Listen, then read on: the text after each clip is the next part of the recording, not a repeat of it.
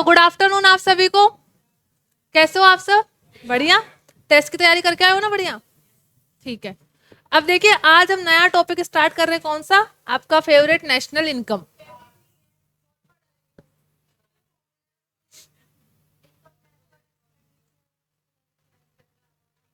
चलो,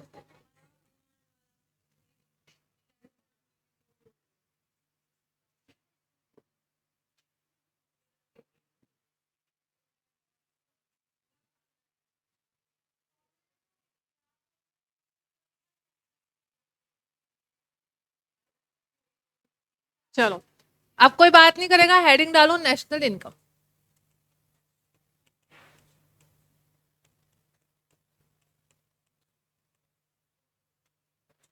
national income में हम सबसे बेसिक पॉइंट से स्टार्ट करेंगे, जो क्या होता है आपका जीडीपी, ग्रॉस डोमेस्टिक प्रोडक्ट।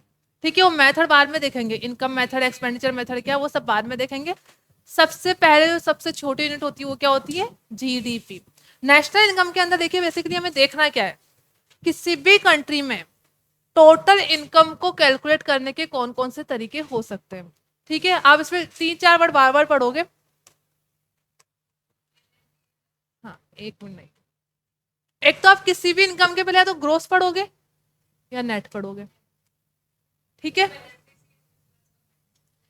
किसी के पीछे लिखा हुआ होगा मार्केट प्राइस और किसी की होगा फैक्टर कॉस्ट, और एक कहीं पे होगा डोमेस्टिक और कहीं पे होगा नेशनल। ठीक है, अगर आपको इन तीनों का मतलब इन तीन जो भी यहाँ पे मैंने कॉम्बिनेशन बनाया, इन तीनों का कॉम्बिनेशन का सही सही मतलब पता है तो आप कोई सी भी इनकम कैलकुलेट कर सकते हो। जैसे अगर आपको जीडीपी गिवन है और जीएनपी निकालना है, जीपी और जीपी तो सेम है। हाँ, नहीं नहीं, डेप्रिसिएशन नहीं, डेप्रिसिएशन तो सिर्फ यहाँ पे होता है। पहले आप यहाँ पे फोकस रखो, अब कोई बीच में नहीं बोलेगा, अभी कोई बीच में नहीं बोलेगा। Gross domestic product, gross national product. Gross और प्रोडक्ट सेम है, यहाँ पे भी ग्रॉस और प्रोडक्ट सेम है। मतलब किसका डिफरेंस है? डोमेस्टिक और नेशनल।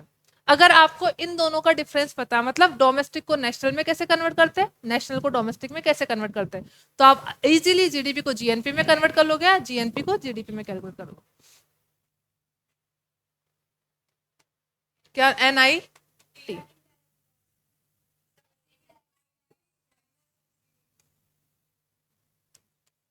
इसको बाद में देखेंगे, एनआईटी नहीं होता यहाँ पे, उसको बोलते हैं NFIT, net factor income from abroad. NFI है, ठीक है, net factor income from abroad, उसको बाद में देखेंगे।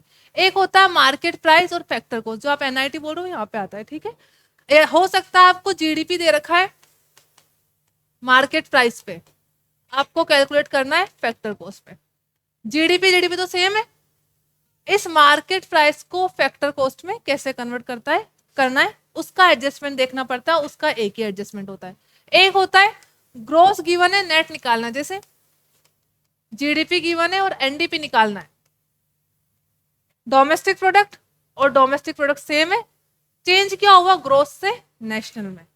तो यार 3 एडजस्टमेंट आ जाएंगे तो आपको चैप्टर इजीली समझ में आ जाएगा। तो ये वाले एडजस्टमेंट हम बाद में देखेंगे। सबसे पहले हम क्या लिखेंगे? GDP, gross domestic product. तो नेशनल इनकम में पहला टॉपिक लिखिए जीडीपी। इसका पूरा नाम होता है ग्रोस डोमेस्टिक प्रोडक्ट। देखिए, ग्रोस डोमेस्टिक प्रोडक्ट का मतलब क्या होता है? ग्रोस डोमेस्टिक प्रोडक्ट का सिंपल सा मतलब होता है किसी भी एक कंट्री के अंदर एक साल में कितने गुड्स बने, कितने सर्विसेज बने, उन सब की फाइनल वैल्यू का टोटल कर दो तो क्या आ जाता है? जीडीपी। जैसे एक कोई कंट्री से इंडिया है हमारा,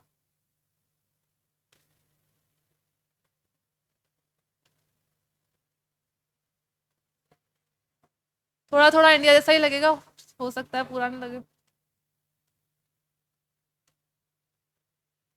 ठीक है, ये हमारा इंडिया है। इंडिया तो ऐसे मैंने सीखा हुआ है, ऐसे थोड़ा ना कुछ भी बना दिया। इतना बनाने के लिए भी आपको प्रैक्टिस करनी पड़ती है। ठीक है, ये हमारा इंडिया है, इसकी आपको जीडीपी कैलकुलेट करनी है। तो सिंपल सा बोला जाता है इंडिया में किस में डिवाइडेड है? स्टेट के अंदर। हर स्टेट में जितने भी गुड्स एंड सर्विसेज बने, समझ लीजिए राजस्थान है, गुजरात है, महाराष्ट्र है, हरियाणा है, अपना अपना बता दो। कोई और है? यूपी से कौन है? क्या? यूपी है, और हो गए सारे। हाँ, ऐसे तो अपने बहुत सारे स्टेट है, और इतने ही लिख पाएंगे अभी, ठीक है। पूरे उसकी बात हो रही है, मैंने सिर्फ एग्जांपल के लिए लिखे, पूरी कंट्री की बात करें। सारे स्टेट में जितने भी गुड्स बने, समझ लीजिए यहाँ पे ए बी सी 3 गुड्स बने। इसकी वैल्यू थी ए की 50 रुपए, बी की 50 रुपए, इसकी 100 रुपए। तो राजस्थान की जीडीपी कितनी हो गई? 200 रुपए। ये एग्जाम्पल लिया है, 3 गुड्स होते नहीं है, गुड्स तो बहुत सारे होते हैं। एग्जाम्पल लिया है कि ए बी सी राजस्थान में 3 गुड्स सेल होते हैं कंज्यूमर को। उसकी एक की प्राइस थी 50 रुपए, दूसरे की 50, तीसरे की 100। तो राजस्थान की जीडीपी कितनी हो गई? 200। ऐसे सारे स्टेट में जितने गुड्स और सर्विसेज बने, अगर उन सभी गुड्स एंड सर्विसेज की हम फाइनल वैल्यू का टोटल कर देंगे तो क्या आ जाएगा? GDP, gross domestic product. आपका कोई क्वेश्चन है? पूछिए। हाँ बिल्कुल काउंट हो चुका है। अब ऐसा, अब आप ये सोचोगे होता कैसे? जैसे मेरे पास ये पेन है, क्या इसकी वैल्यू जीडीपी में काउंट हुई है? बिल्कुल हुई है। हमसे नहीं पूछा जाता है, जो मैन्युफैक्चरिंग करता है ना, उसका डेटा होता है, ठीक है। वो मैन्यू हमारे पास तो बहुत लास्ट में आया है, होलसेलर के पास गया, रिटेलर के पास गया, फिर फाइनल कंज्यूमर के पास आया। इस पेन की वैल्यू ऑलरेडी क्या हो चुकी है? काउंट हो चुकी है। मैन्युफैक्चरर के पास से डाटा जाता है इकोनॉमी के पास से, ठीक है। तो जीडीपी का मतलब क्या हुआ? एक कंट्री के अंदर एक साल के अंदर जितने भी प्रोडक्ट, जितना भी प्रोडक्शन हुआ है, जिन प्रोडक्शन हुआ है, उनकी कौन सी वैल्यू? Final value. अब फाइनल वैल्यू और इंटरमीडिएट वैल्यू क्या होती है बाद में देखेंगे, अभी आपको वर्ड क्या ध्यान रख रहा है? Final value. तो लिखिए इसको,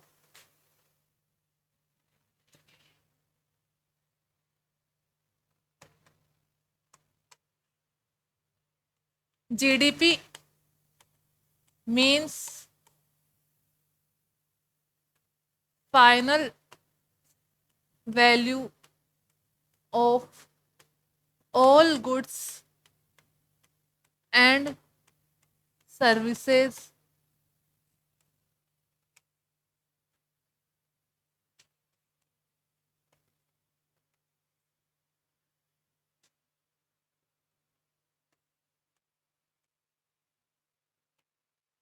produced during the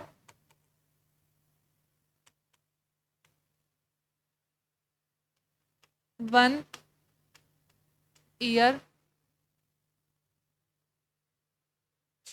in the territorial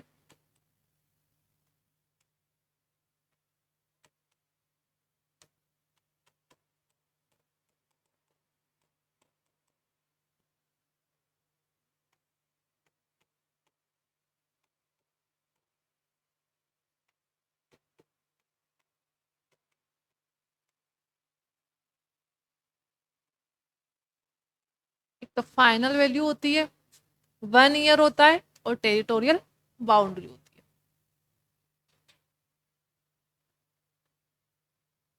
example लिख लीजिए।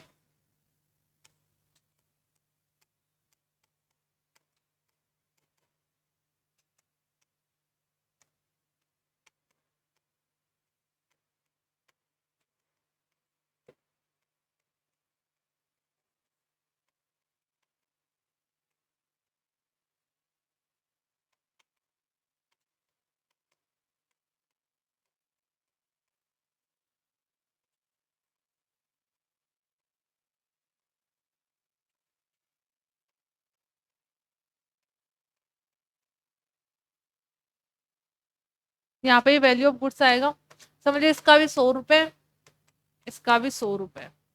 तो जीडीपी क्या हो गई आपकी? 200।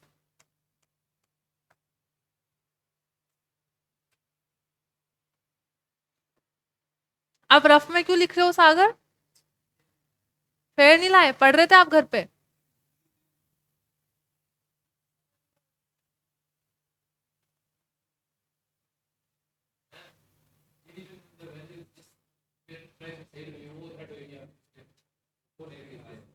प्राइस जिस पे सेल हुई है, या उससे पहले क्या बोला आपने? नहीं, जिसपे सेल हुई है। फाइनल वैल्यू का, हाँ बिल्कुल फाइनल वैल्यू पे होगा। मतलब एक मिनट, मैंने अभी इसको समझेंगे, उसमें उस फॉर्म में समझेंगे स्टेप बाय स्टेप। आप ये बोल रहे हो ना कि पहले होलसेलर के पास गई, होलसेल से रिटेलर के पास जाएगी और रिटेलर से कंज्यूमर के पास जाएगी, तो किसको फाइनल वैल्यू माने? फाइनल वैल्यू मानते जो कंज्यूमर खरीदता है। मैंने एज ए कंज्यूमर जितने रुपए में खरीदी वो फाइनल वैल्यू होगी। अगर मैंने, जैसे मैंने ब्रेड का पैकेट खरीदना, जैसे मैंने गेहूं खरीदे है, गेहूं मैंने खरीदे हैं वो व्हीट ब्रेड बनाने के लिए, तब वो फाइनल वैल्यू नहीं हुई है। तब मैं इस गेहूं की वैल्यू को काउंट नहीं करूंगी जीडीपी में। मैं कब करूंगी? जब उससे ब्रेड बन जाएगी और ब्रेड सेल हो जाएगा। तो फाइनल वैल्यू का सिंपल सा मतलब होता है जिस प्राइस पे कंज्यूमर खरीदता है उसको हम क्या बोलते हैं? Market price.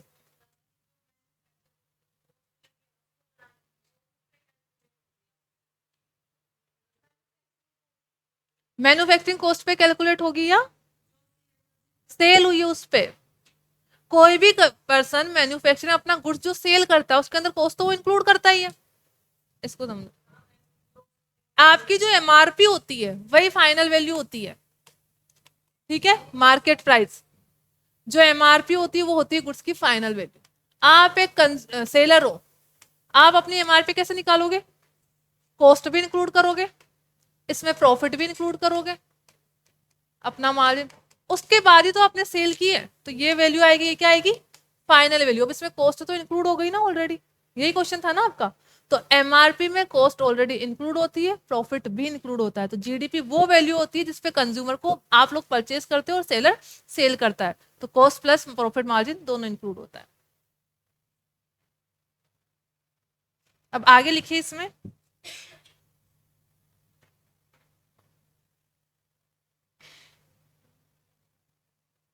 एक है, हेडिंग डालिए, difference between GDP market price and GDP factor cost.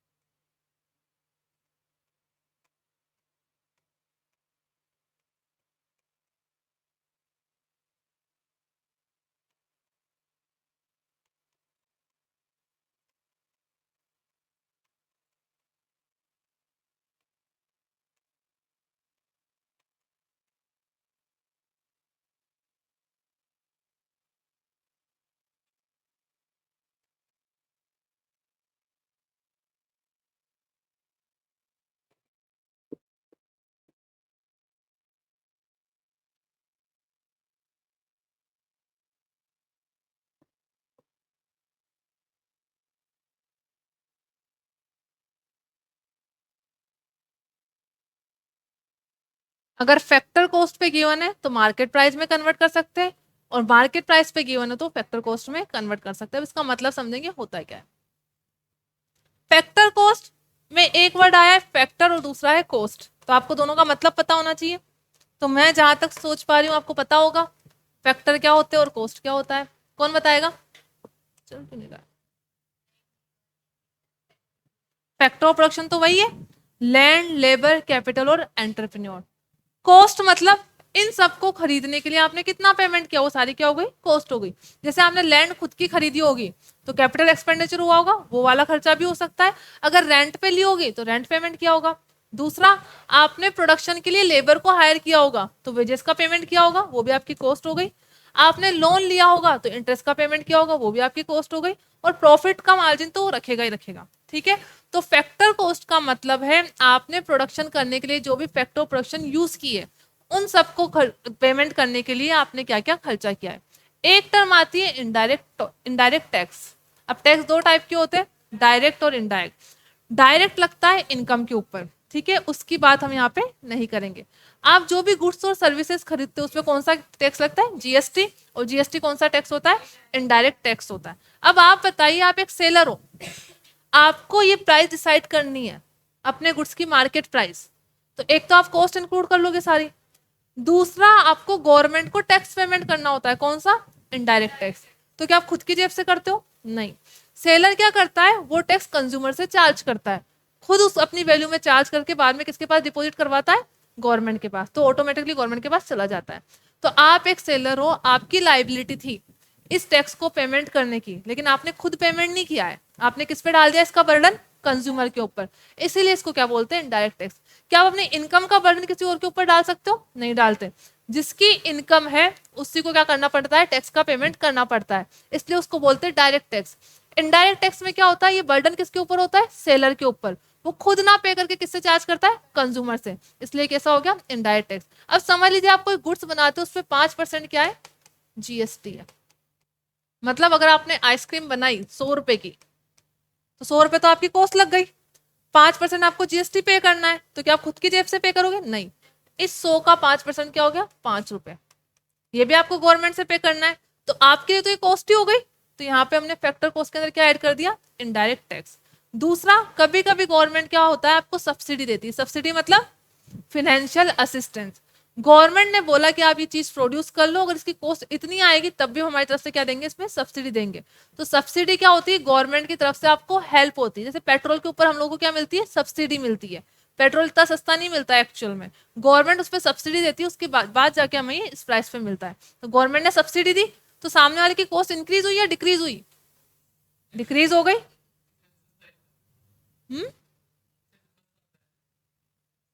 Petrol सस्ता आता है, सब्सिडी नहीं मिलती।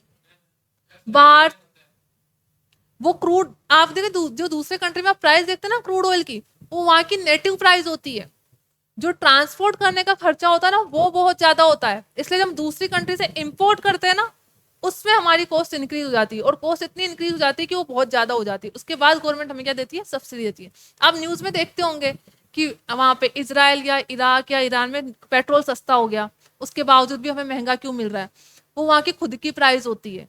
क्या पेट्रोल को लाना इतना आसान काम है क्या, उसके लिए पाइपलाइन बिछानी पड़ती है, इंफ्रास्ट्रक्चर डेवलपमेंट होता है, तो वहां पे तो वो सस्ता रहता है पर बैरल के अकॉर्डिंग। लेकिन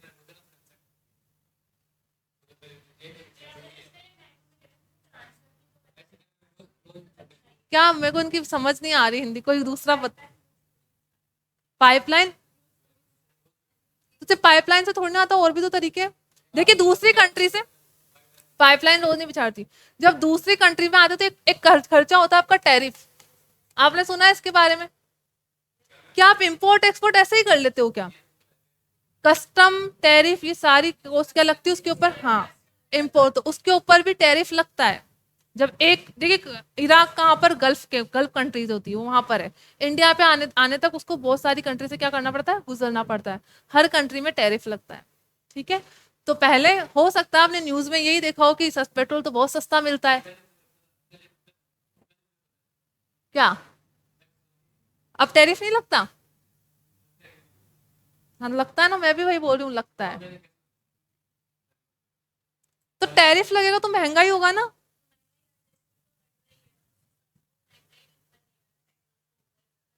टैरिफ का मतलब एक तरह का टैक्स होता है, जब भी कोई एक चीज दूसरी कंट्री में जाती है तो वो कंट्री उससे टैक्स लेती है, ठीक है, तो इस पे भी हमारा क्या लगता है, टैरिफ लगता है। तो पेट्रोल पे गवर्नमेंट सब्सिडी देती है, ठीक है, मैं आज फिर जाके चेक कर लूँ कि मैंने जब पहले पढ़ा था मुझे इतना ही पता है गवर्नमेंट इस पे सब्सिडी देती है। गवर्नमेंट की बात ना करो तो यहाँ पे पेट्रोल की बात नहीं करो तो दूसरा ले लो सिलेंडर, लेकिन सिलेंडर वाले हम इसमें काउंट नहीं कर सकते, क्योंकि सिलेंडर पे जो आपको गैस का जो सिलेंडर होता है उस पर जो सब्सिडी मिलती है वो कंज्यूमर को मिलती है, हम यहाँ पे बात किसकी कर रहे हैं, सेलर की। समझ लीजिए किसी पर्सन ने रिन्यूएबल एनर्जी में बिजनेस किया, तो जब भी रिन्यूएबल एनर्जी में बिजनेस करता है तो उसको क्या मिलती है, सब्सिडी मिलती है। तो आपको सब्सिडी मिली तो आपकी कॉस्ट कम हुई, तो आप क्या कर दोगे, उतनी कॉस्ट लेस कर दोगे। तो इन दोनों का एडजस्टमेंट करने के बाद जो प्राइस आती है वो क्या आती है, मार्केट प्राइस। और इन्हीं दोनों को क्यूमुलेटिवली हम क्या बोल सकते हैं, इन दोनों को सिर्फ नेट इनडायरेक्ट टैक्स, इसको बोल सकते हैं NIT, नेट इनडायरेक्ट टैक्स। ठीक है, तो अगर आपको जीडीपी फैक्टर कॉस्ट पे दे रखी है और आपको मार्केट प्राइस पे निकालने के लिए बोला जाए, तो सिंपल सी बात है, मार्केट प्राइस में आप इंडायरेक्ट कॉस्ट मतलब फैक्टर कॉस्ट में इंडायरेक्ट कॉस्ट भी ऐड करोगे और मार्केट सब्सिडी को लेस कर दोगे। इन दोनों का एडजस्टमेंट करने के बाद जो प्राइस आएगी वो क्या आ जाएगी, आपकी मार्केट प्राइस। इसका रिवर्स भी हो सकता है, मार्केट प्राइस गिवन है, फैक्टर कॉस्ट पे जाना है, प्लस तो सब्सिडी कर देंगे और नेट इनडायरेक्ट टैक्स को क्या कर देंगे, लेस कर देंगे। और आपको ये भी ध्यान रखना है, अगर क्वेश्चन में एनआईटी का एडजस्टमेंट दे रखा है, उसके बावजूद भी आपको ये दोनों चीजें दे रखी है, तो नहीं लेना है, आपको एनआईटी का ही एडजस्टमेंट करके उसको सोल्व करना है। तो यहाँ तक क्लियर है, फैक्टर कॉस्ट और मार्केट प्राइस। अब एक और क्वेश्चन आपसे कि जब जीडीपी के बाद कुछ नहीं लिखा हुआ है, ना मार्केट प्राइस है ना फैक्टर कॉस्ट है, तो आप क्या मानोगे उसको? बाकी बच्चे भी बताओ, इस पर लॉजिक लगाओ ना। हमने ऊपर क्या लिखा, जीडीपी की जो डेफिनेशन लिखी, वैल्यू ऑफ फाइनल वैल्यू लेते हैं गुड्स और सर्विसेज की, और फाइनल वैल्यू कौन सी होती है, यही होती है।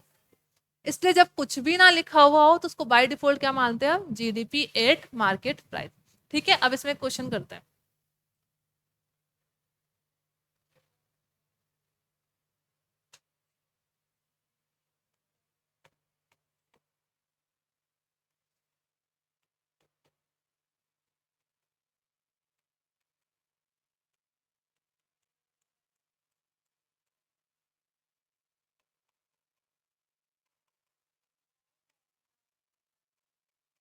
कौन सा?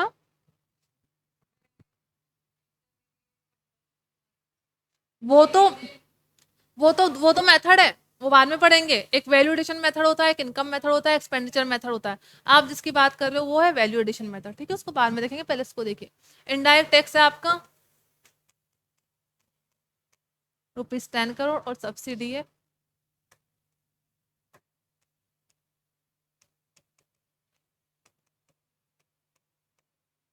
इजी हो जाएगा, ये तो बहुत ही इजी है।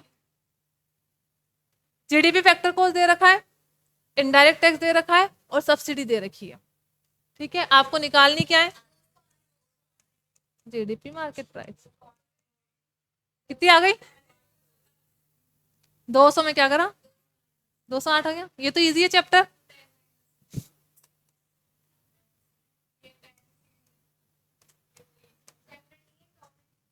अभी तो आएगा, तो चैप्टर भी इजी, चैप्टर में कोई दिक्कत नहीं है। ठीक है, यहाँ तक सभी का क्लियर हो गया। चलो,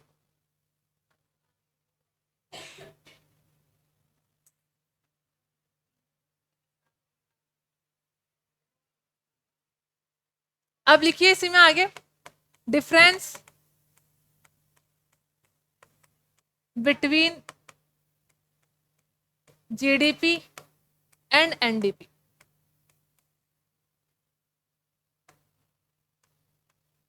यहाँ पे देखो डीपी और डीपी क्या है, सेम। डिफरेंस कहाँ आया, ग्रॉस और नेट। देखिए इकोनॉमी में ग्रॉस और नेट का एक ही मतलब होता है।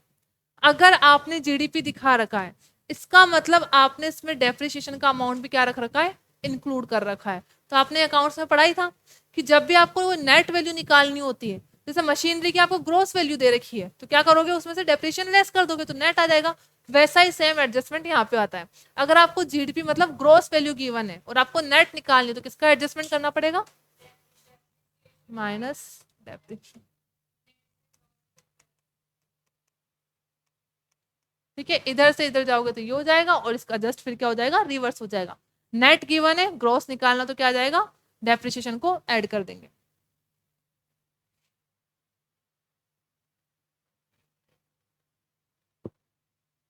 क्या हुआ, कुछ पूछना है? डोमेस्टिक प्रोडक्ट दोनों में सेम है। यहाँ पे क्या लिखा हुआ है, gross domestic product. S G का मतलब है ग्रॉस और एस एन का मतलब क्या है, नेट। आपको ग्रॉस गिवन है, ग्रॉस का मतलब होता है कि कुछ भी एडजस्टमेंट नहीं करा हुआ है, किसका, डेप्रिसिएशन का। इसका मतलब इस ग्रॉस में डेप्रिसिएशन इंक्लूड है। आपको नेट निकालना है, तो ग्रॉस में से अगर डेप्रिसिएशन लेस कर दोगे तो नेट आ जाएगा। और अगर नेट गिवन हो, ग्रॉस निकालना हो, तो डेप्रिसिएशन वापस ऐड कर दो, तो क्या आ जाएगा, ग्रॉस आ जाएगा।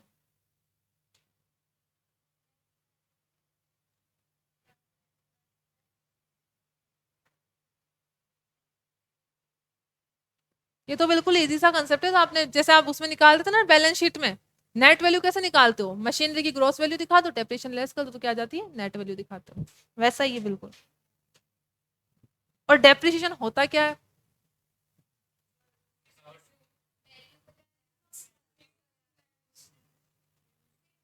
डेप्रिसिएशन को आप उसमें दिखाते थे ना, P&L अकाउंट में, डेबिट में। तो वैसा तो कुछ खर्चा होता ही नहीं, फिर आप क्यों दिखाते थे? हाँ, डेप्रिसिएशन का मतलब होता है किसी भी कैपिटल गुड्स को यूज करने के जो वियर एंड टीयर एक्सपेंडिचर होते हैं वो क्या होते हैं? डेप्रिसिएशन होता है। तो फिर बिल्डिंग, बिल्डिंग पे लगाते थे आप डेप्रिसिएशन? लगाते तो थे। लैंड पे लगाते हो? लैंड पे नहीं लगता, ठीक है। बिल्डिंग पे लगता है, लैंड पे नहीं लगता है। लैंड की वैल्यू तो जनरली क्या होती है? इंक्रीज होती है। बिल्डिंग की वैल्यू क्या हो सकती है? डिक्रीज हो सकती है। इसलिए बिल्डिंग पे लगता है, मशीनरी पे लगता है, प्लांट पे भी लग सकता है, लैंड पे कभी डेप्रिसिएशन नहीं लगता है।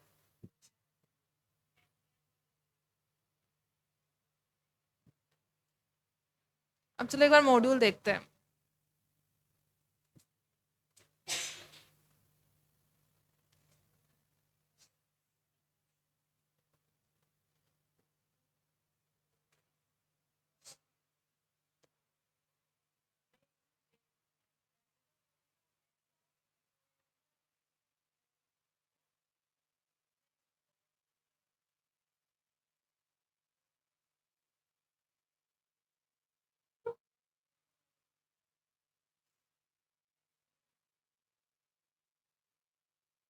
देखिए आपके इस पे दो यूनिट है। पहले ये नेशनल इनकम अकाउंटिंग, अभी हम याली पढ़ रहे हैं, इसके बाद आएगी theory of determination of national income.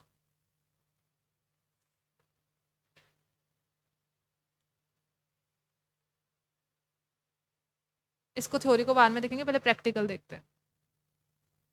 पहले दे रखा है जीडीपी और जीडीपी एमपी। देखिए यहाँ पे वही लिख रखा है, जीडीपी, यहाँ पे कुछ नहीं लिखा हुआ है, यहाँ पे एमपी लिख रखा है। मतलब जब कुछ भी ना लिखा हुआ हो तो क्या माना जाता है? मार्केट प्राइस, क्योंकि हम फाइनल गुड्स वैल्यू क्या लेते हैं? फाइनल लेते हैं। ये अभी पढ़ेंगे ना इसको तो। हाँ, अब हेडिंग डालिए GDP deflator.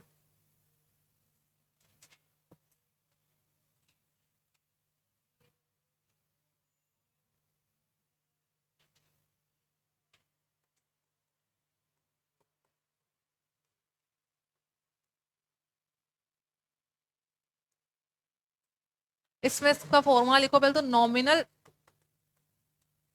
GDP upon real GDP into 100।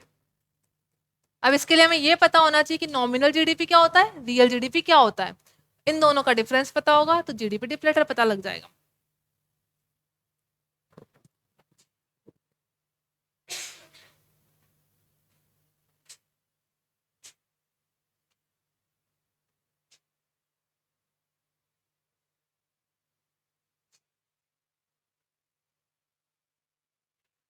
हो गया? अब इसको समझिए होता है क्या है। अब कोई नहीं लिखेगा, सिर्फ आपको एग्जाम्पल समझना है।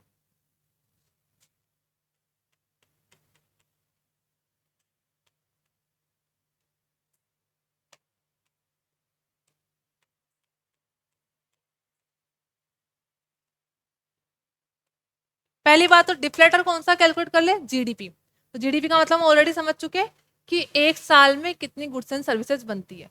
तो हम एग्जाम्पल ले रहे हैं 2011-12 का। समझिए यहाँ पे दो गुड्स बनते थे, ए और बी। ए की जो 2011-12 में आपकी क्वांटिटी प्रोड्यूस हुई थी वो 100 हुई थी, और बी की बनी थी 200। ए को आपने 2011-12 में सेल किया था 20 रुपए में, और ये 200 यूनिट सेल की थी आपने 30 रुपए में। तो आप इससे 2011-12 की जीडीपी कैलकुलेट कर सकते हो। कितनी होगी बताओ?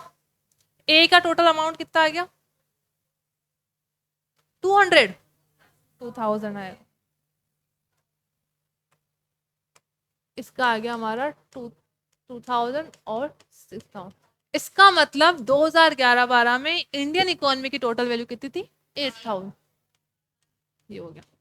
अब हम देख रहे हैं 2022-23, अभी 23-24 चल रहा है, तो 23-24 का तो हमें पता ही नहीं है। 22-23 का हम पता कर सकते हैं। यहाँ पे हमने क्या किया? ए लिखा, बी लिखा। अभी भी दो ही गुड्स बन रहे हैं। अभी हाइपोथेटिकल डेटा है, क्योंकि समझने के लिए हम दो गुड्स पे ही ले सकते हैं, ऐसे तो हजारों लाखों गुड्स बनते हैं। ठीक है, सिर्फ समझने के लिए एक गुड्स बना रहे थे। यहाँ पे हमने बनाई इसकी, समझ लीजिए 80 यूनिट, और यहाँ पे हमने इसकी प्राइस रखी 40। इसकी बनाई हमने 190 यूनिट तो थोड़ा कम कर, 180 कर लेते हैं।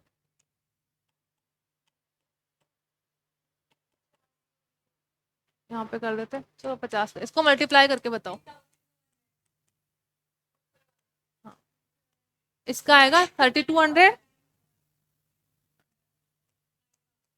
कितना आ गया ये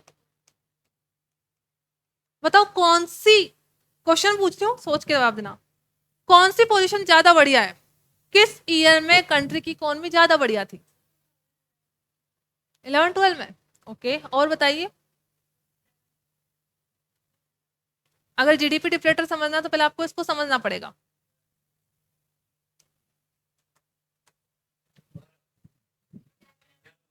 ग्यारह बारह में। और किसका जवाब है 11-12?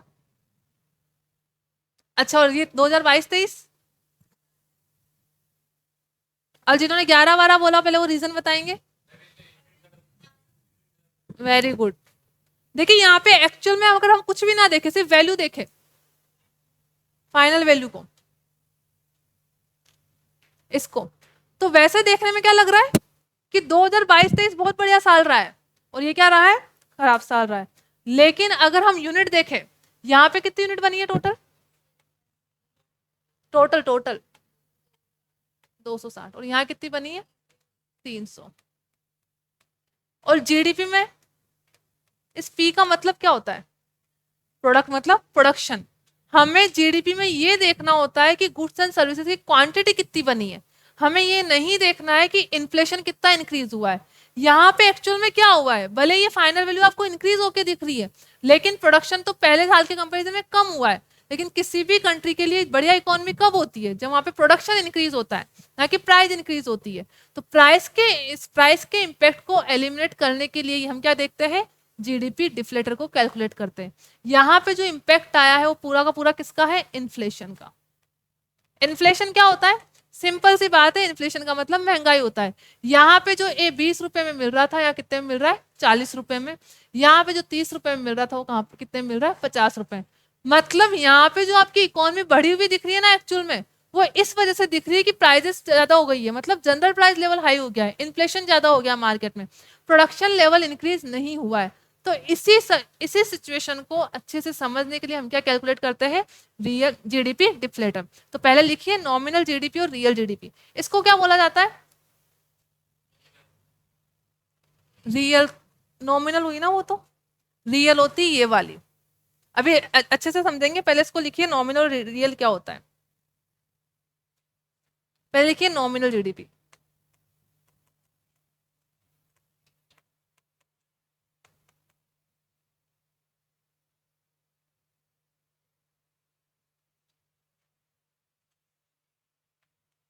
GDP at current market price. Real होती है, इसमें आएगा constant price, GDP at constant price. Constant price मतलब बेस ईयर प्राइस।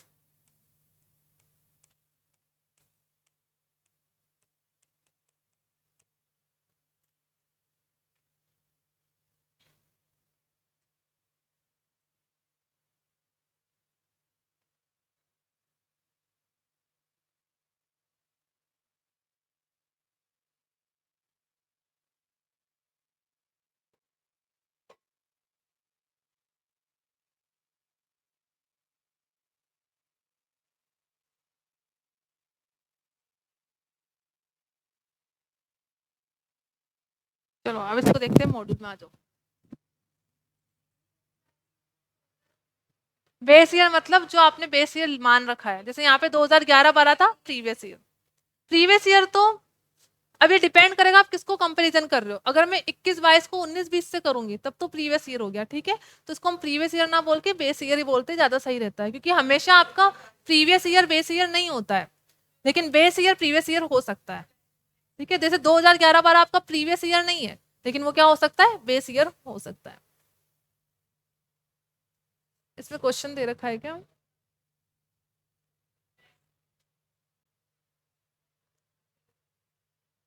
ये तो जीडीपी डिफ्लेटर को इन्फ्लेशन रेट को दे रखा है।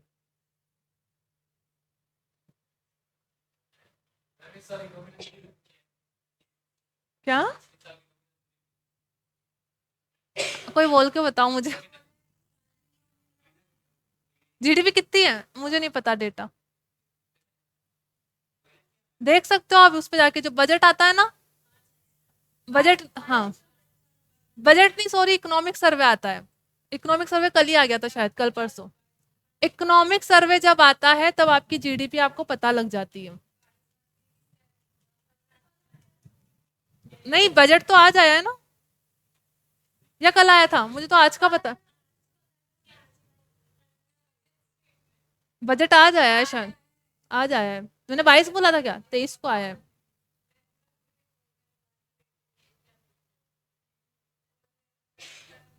चलो वापस, इधर तो दे नहीं रखा एग्जाम्पल, अपन उसी पे देखते हैं।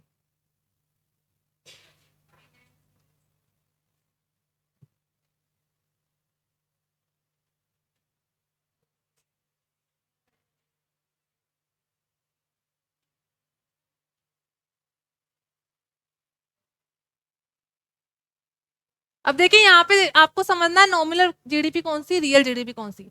ये तो हो गई आपकी GDP at current market price, तो ये क्या हो गई? Nominal GDP. रियल जीडीपी कैसे निकालेंगे? तो हमने लिखा क्या था? जीडीपी एट कांस्टेंट प्राइस, मतलब 80 यूनिट ही लेनी है और 180 यूनिट ही लेनी है, लेकिन प्राइस कौन सी लोगे? वो वाली। यहाँ पे ले ली 20, यहाँ पे ले ली 30। अब कितना आया? और ये कितना आया? 24। तो यहाँ पे आपकी रियल जीडीपी आ गई। इसको कैलकुलेट कैसे करोगे?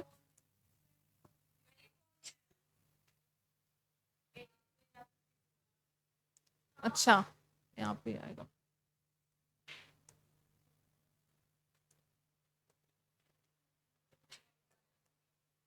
यहाँ पे आएगा 7,000 आएगा, ठीक है।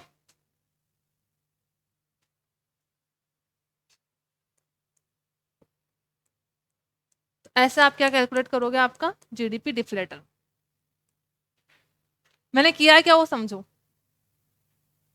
नॉमिनल जीडीपी तो आपको समझ में आ गया था। करंट आपका जितना भी प्रोडक्शन हुआ, करंट प्राइस कितनी थी।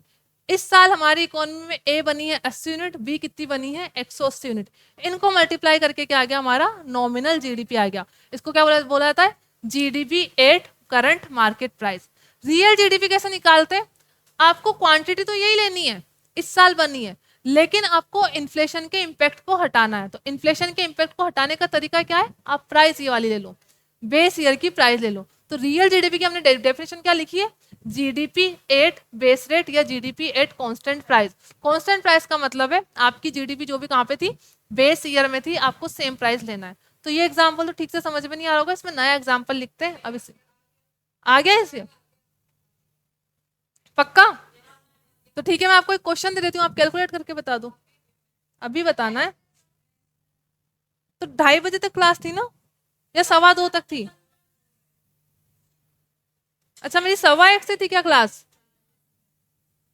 ओके, चलो ठीक है ना, इसका एग्जाम्पल हम करेंगे कल। Okay, have a great day.